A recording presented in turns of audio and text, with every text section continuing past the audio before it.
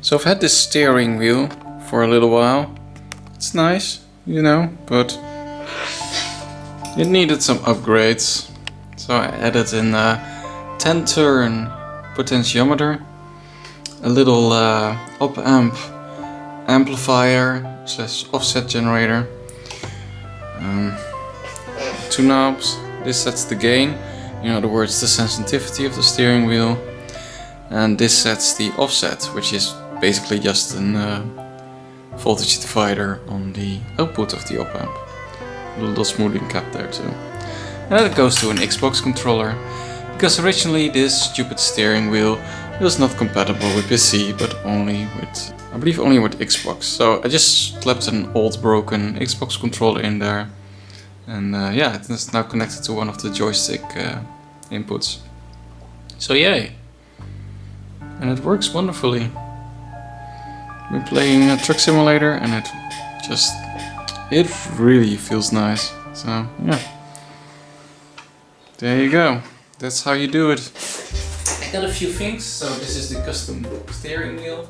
I also have track IR. On my screen now you can see, well, it's not track IR. I said it was track IR, but it's a free and open source version basically of it, which uses your webcam. So I have my old webcam there, or rather Rachel's old webcam, and you can see I have AItrack here, which tracks my face. See? Up and down, left and right. And then I have OpenTrack, which is also free and open source.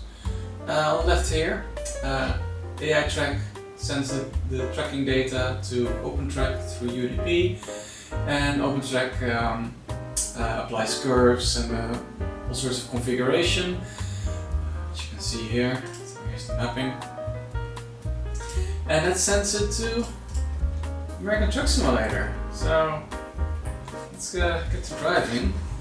So here I am in my beautiful truck, which is rolling down the hill. Right? It's very nice. So show it. That's my beautiful truck.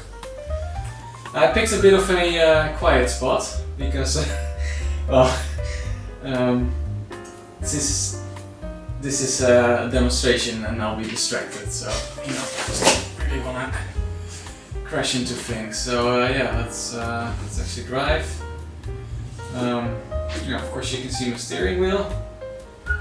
It's pretty much one-on-one. And if it's not, well, I can just dial in the settings with the 2 knobs here, so which makes things a lot easier because I can literally just configure it as I'm driving. It's a little bit precarious, especially with the centering knob, since it kind of tends to flail all over the place, but you know, that's the worst of it. So yeah, I can see my shoddy driving. So what I used to have with this steering wheel is just the multi-turn potentiometer, which would essentially just replace a joystick potentiometer of the Xbox 360 controller. But since it is 10 turns, that means the steering from all the way left to all the way right there's also 10 turns, and that was a little bit too much. Especially when parking, I was like steering like crazy, and I can see the tracking goes a little bit wild when I wave my arm around, but it does recover really quickly. It does take a lot of tweaking, especially in OpenTrack, but oh wow.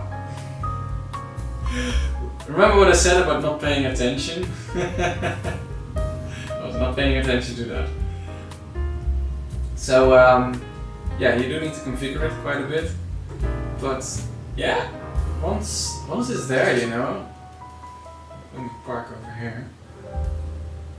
Once it's there, you know, I can move forwards. Sometimes it doesn't really work because the lighting here is actually really bad for face tracking because I have all the lights from my right side. So, but yeah, it can kind of look like this and this. Yeah, this side is the worst. This one, there we go.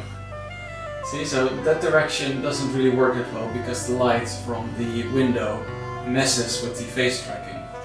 So in proper light it would work just fine. I mean, in this bad lighting it already works really comfortably. It's fast too, as you can see. The only thing missing is a gear shift, but I'm planning to buy a Logitech one.